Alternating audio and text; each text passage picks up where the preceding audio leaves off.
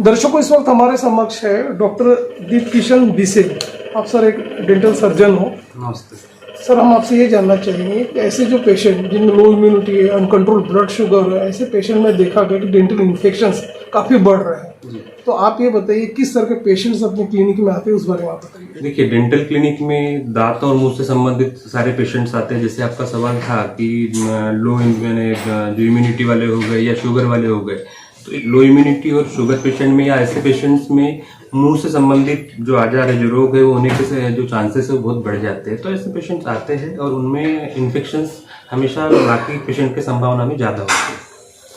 ये भी आप बताइए कि जिन्हें मुंह रोग का कैंसर है, तो उसका किस तरह से आप लोग डायग्नोसिस करते हैं, क्या उसके सिम्टम्स होते हैं, उस बारे में बताइए।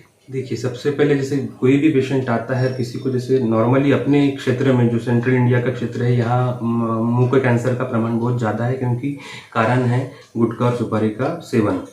तो हम लोग गुटखा सुपारी सेवन वाले पेशेंट में हमेशा पेशेंट ना भी बताए तो भी एक बार देखते हैं कि कहीं कुछ साइंस तो नहीं है कि कैंसर की शुरुआत हो गई है। जैसे मुंह बंद होना, कैंसर होता नहीं है बट उसके पूर्व वो सूचनाएं होती है कि भी हो सकता है आगे। मुंह में तीखा लगना, ये सारी चीजें, मुंह बंद होना, ठीक है। और कुछ किसी को छाले जो बहुत दिनों तक के, महीनों तक के ठीक नहीं हो रहे, तो ये सारी चीजें हम लोग देखते हैं पेशेंट में। और अभी के इसमें जो सुपारी गुटखा, इसका प्रमाण इतना ज़्यादा है कि पेशेंट्स हर महीने एक नया कैंसर का पेशेंट आता है। तो क्लिनिकल लेवल पे हम लोग सिर्फ उसका निदान करते हैं और उसको फिर बड़े सेंटर्स में उसके उपचार के लिए भेजा जाता है। हालांकि ये भी देखा गया कि 2 टाइम्स ब्रश बहुत नीड्स है, उसकी आवश्यकता है, लेकिन लोग उसे टालते हैं, नेग्लिजेंस बना करते हैं, जो जैसे स्ट्रोक्स में चाहिए उस तरह से ब्रश नहीं करते। तो ऐसे में आपका क्या एडवाइस होगी? देखिए, सबसे पहला कारण, मुंह में कोई बीमारी होती नहीं है अगर हम प्रॉपर ध्यान ना दें। नेग्लिजेंस जो आपने बोला, तो कुछ नहीं करना है, बस दांत साफ करने। मगर क्या होता है, ब्रश तो सभी करते हैं, ऐसा नहीं कि ब्रश नहीं कर रहे, फिर भी दांतों में सड़न हो रही है। सड़न होने का पहला कारण है कि दांतों में खाना चिपकना। आजकल खाने का जो ये है, पहले का खान पान और अभी के खान पान में बहुत बदलाव हो गया। अभी सॉफ्ट प्रोसेस्ड फूड या फिर पहले के जितना फाइब्रस फूड नहीं होता, तो खाना चिपकता है दांतों में, क्लीनिंग उतनी तरीके से नहीं होती। और दूसरा क्या होगा कि अवेयरनेस नहीं है लोगों को। अभी अवेयरनेस धीरे धीरे आ रहा है, तो लोग आ रहे हैं डेंटिस्ट के पास। हर पेशेंट में, अगर मैं बोलूँ तो हर, मुझ में भी कुछ ना कुछ एक डेंटल ओरल प्रॉब्लम है, ब्रशिंग करने के बावजूद भी। तो उसमें एक ही है कि आपके पास नजदीकी डेंटिस्ट के पास जाके कुछ नहीं तो निदान कराए कि भी कुछ शुरुआत तो नहीं हुई है, क्योंकि prevention is always better than cure. शुरुआती दौर में हम उसको रोक लेंगे तो बड़ी बीमारी होने से हम उसको बचा पाएंगे। फिर जैसे शुरुआत में है तो सीमेंट डाल दिए, फिलिंग कर लिए, तो दर्द आते नहीं के पहले ही ठीक की। लोग दर्द होने पे आते हैं, फिर रूट कैनाल क्या, फिर बोला जाता है कि डेंटल ट्रीटमेंट महंगा है या तकलीफ दे है। ये नहीं होगा, इसलिए हमको प्रिवेंशन करना है होने से पहले ही।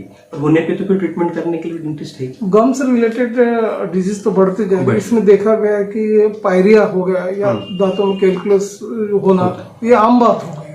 तो ये किस तरह से हाइजीन मेंटेन किया जाए, उस बारे में बताइए। देखिए, जैसे आपने बोला कि 2 टाइम ब्रश करना बिल्कुल जरूरी है। देखिए, कई लोगों को नहीं होता, फुर्सत, समय नहीं मिलता काम, इसमें से एक टाइम का भी ब्रश उतना जरूरी है। मगर कुछ 6 महीने के गैप में आप आपके डेंटिस्ट को दिखाइए, ताकि कुछ कचरा ऐसा होता है जिसको कैलकुलस बोलते हैं, सादी भाषा में टार्टर बोलेंगे हम लोग, वो दांतों पे चिपक जाता है, सीमेंट की तरह, मिट्टी पक्की जम जाती है, तो वो हमारे ब्रश से नहीं निकलती। फिर मैं खुद डेंटिस्ट हो या दूसरा पेशेंट हो, हमको भी क्लीनिंग करनी पड़ती है, पेशेंट को भी करनी पड़ेगी। तो वो सर्विसिंग बोलेंगे कि मुंह की सर्विसिंग 6 महीने में करें तो बीमारी होने से। मसूड़ों में क्या होता है कि दांत और मसूड़ों के बीच में कचरा जमने से मसूड़े नाजुक होते हैं। शुरुआत में खून ही आता है मगर दर्द नहीं होता, तो पेशेंट ध्यान नहीं देते। फिर पस मतलब पायरिया होने पे पेशेंट हमारे पास आते हैं जब पानी सर के ऊपर चला जाता है, तो फिर बाद में दांत निकालना पड़ता है या फिर बड़ी सर्जरीज करके दांत बचाना पड़ता है मसूड़ों। जब हम किड्स की बात करते हैं तो जंक फूड का तो इंटेक करते हैं, इसके अलावा जो चॉकलेट जैसी स्टिकी जो चीजें वो भी खाते हैं वो लोग। तो देखा कि अल्टीमेटली उनके दांतों में जिंजिटाइटिस निर्माण हो जाती है, सेंसिटिविटी। तो आप ये बताइए, एक बार सेंसिटिविटी डेवलप हो गई तो किस तरह से रिमूव किया जा सकता है, उसकी क्या प्रोसेस होती है? सेंसिटिविटी बच्चों में कि बड़ों में? बड़ों में। देखिए, सेंसिटिविटी के अलग अलग कारण है। दांत की जो रचना है, जैसे मैं यहाँ बताऊँ, दांत मसूड़ों से और हड्डी से घिरा हुआ है, ठीक है, दांत मसूड़ों में। तो सेंसिटिविटी कारण एक हो सकता है कि आपको सड़न हुई हो और दांत की जो दूसरी परत है, इनामल के नीचे की डेंटिन, उस डेंटिन तक के अगर सड़न पहुंची है तो आपको सेंसिटिविटी होगी। दूसरा, मसूड़ों में अगर इन्फेक्शन पहुंचे, जिंजिवाइटिस जिसको बोलते हैं, तो जड़ों तक के अगर पानी या खाना या कुछ पहुंच रहा है, हवा, तो वो सेंसिटिविटी। तो हम पेशेंट को चेक करते हैं कि सेंसिटिविटी की वजह क्या है, डायग्नोसिस करते हैं, उस हिसाब से उसका ट्रीटमेंट करते हैं। अगर सड़न है, ऊपरी लेवल पे है, तो उसमें रेस्टोरेशन मतलब फीलिंग करेंगे सादी भाषा में।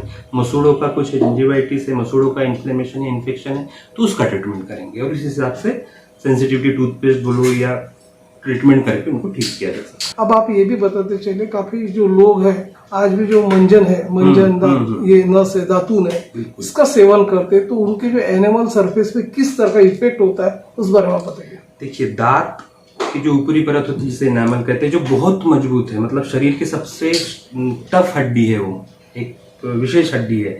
तो जो मंजन बोलो या गुड़ाकू नस जो अपने क्षेत्र में जिसका इस्तेमाल होता है, तो एक तो नस गुड़ाकू में तंबाकू से बनती है, तो सबसे पहले हानिकारक है, वो भी कैंसर के लिए कारणीभूत हो सकता है। और दांत को जो घिसते हैं मंजन करते वक्त में, उससे दांतों की परत आहिस्ता आहिस्ता आहिस्ता पतली होती है और सेंसिटिविटी और आगे चल के फिर दांतों की नसें खुल जाती है।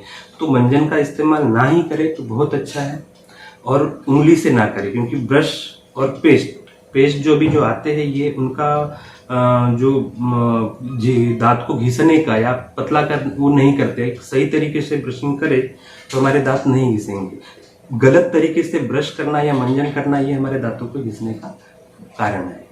ऐसे लोग जिनका टूथ लॉस हो चुका है, जो पहले पुरातन में ब्रिज यूज करते थे या कैप यूज करते थे, अभी नया डेंटल इम्प्लांट आया, तो दोनों में विच इज बेटर, उस बारे में लोगों में संभ्रम होता है, क्या है आपके हिसाब से? मैं एक मॉडल के तहत बताऊंगा आपको। पहले जो ब्रिज जो होता था, मतलब दांत जहां नहीं है उसके अगल बगल वाले दांत का सपोर्ट लिया जाता था, आज भी होता है। बहुत आए पेशेंट यही करते हैं क्योंकि ये इकोनॉमिकल है, उतना ज्यादा महंगा नहीं है। तो जो लो इकोनॉमिकल स्टेटस के पेशेंट्स है, जो ज्यादा खर्चा नहीं कर सकते, वो आज भी ब्रिज या डालने निकालने वाले दांत लगाते हैं। अभी नई नई टेक्निक्स आई है, जिसके अभी जो आपने बोले इम्प्लांट, तो इम्प्लांट में ही होता है, जैसे ये आपको दिख रहा होगा कि हड्डी में स्क्रू जाता है।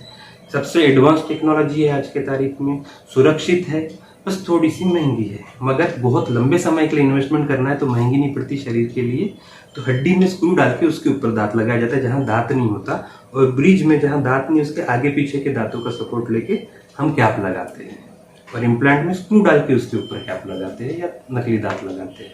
तो इम्प्लांट आज की तारीख में सबसे बेहतरीन ट्रीटमेंट है। जहां आपको अगर दांत नहीं है और कोई भी पर्याय नहीं बचा है तो इम्प्लांट ले जाइए, अगर आप सक्षम है तो।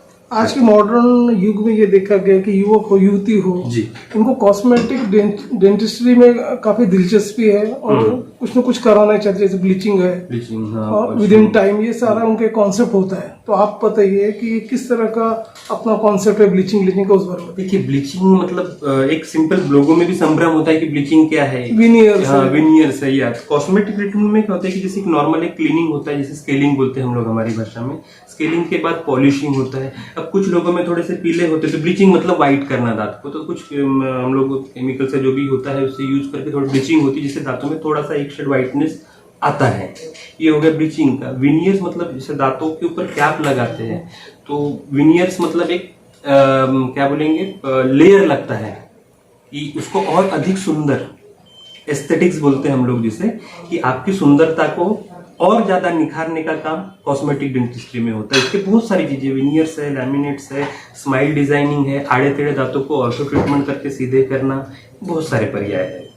सर, जब हम बात करते हैं dental care multi speciality doctor Bisen clinic की, तो आप हमें ये बताइए कि यदि हमारे जो पर्टिकुलर दर्शक है आपके यहाँ डायरेक्ट संपर्क करना चाहते हैं, विजिट करना चाहते हैं, ऑनलाइन वीडियो कंसल्टेशन करना चाहते हैं, तो आप ये बताइए किस तरह की स्पेशलिटी यहाँ अवेलेबल है उस बारे में। जैसे अभी क्लिनिक का नाम ही है कि doctor Bisen dental care multi speciality dental care, मतलब एक जनरल फैमिली डेंटिस्ट्री कंप्लीट, मतलब छोटे बच्चे से लेके वयस्क पेशेंट तक के, मतलब बच्चों के डेंटल प्रॉब्लम हो या बूढ़े पेशेंट में जिनके दांत नहीं है, दांत लगा सकते हैं, या जो regular root canal treatments, implants, नकली दांत हो या असली दांत को बचाना हो, मसूड़ों से संबंधित ट्रीटमेंट हो, दांतों से संबंधित जितनी भी, या ओरल सर्जरीज हो, जिनके जबड़े के फ्रैक्चर्स हो, ट्रॉमा हो, क्लिनिकल लेवल पे जितना ट्रीटमेंट हम कर सकते हैं, इवन कैंसर का निदान बायोप्सी करते तक, ताकि उन्हें बड़े सेंटर्स में रेफर किया जाए, सारी सुविधाएं यहाँ उपलब्ध है। मैं एक जनरल डेंटिस्ट हूँ, जहाँ स्पेशलिस्ट कंसल्टेंट की जरूरत होती है हम वहाँ प्रोवाइड करते हैं।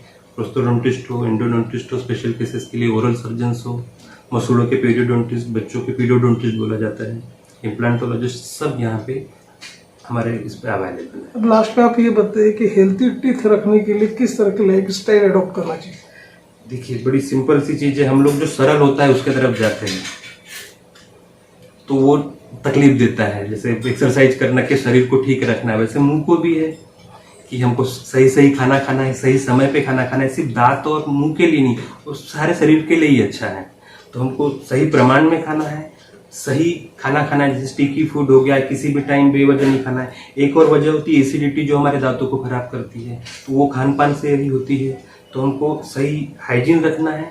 और एक कुछ नहीं तो 6-6 महीने में ही, अगर आपको तकलीफ नहीं भी है फिर भी 6 महीने में, साल में एक बार डेंटिस्ट से मुलाकात कीजिए, उन्हें दिखाइए कि कहीं कुछ तकलीफ शुरुआती दौर में होगी तो जिसे वो ठीक कर सके तकलीफ। या अगर आपको तकलीफ है, हम कई पेशेंट देखते हैं कि बहुत दर्द होने पे आते हैं, तो वैसा मत कीजिए। शुरुआती दौर में ही आपके दांतों में खाना पस रहा है तभी आ जाइए, तो वो आपके लिए आर्थिक, मानसिक सभी रूप से अच्छा रहेगा।